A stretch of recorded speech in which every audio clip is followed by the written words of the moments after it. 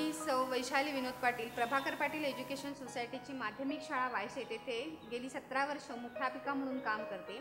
माझी शाळा ही अत्यंत दुर्गम भागामध्ये आहे। शाळेत येणारे विद्यार्थी हे अत्यंत गरीब परिस्थितीमधले आहेत।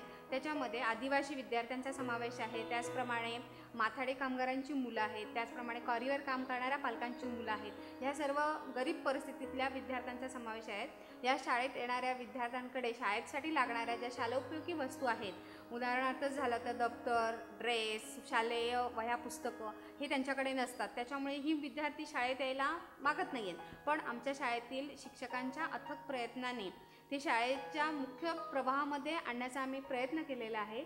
तुमचं जर सहकार्य लाभलं तर आम्हीच नक्की त्यांना पुढे नेऊ शकू। मला माझी शाळा खूप आवडते। माझ्या शाळेतील शिक्षक खूप छान शिकवतात।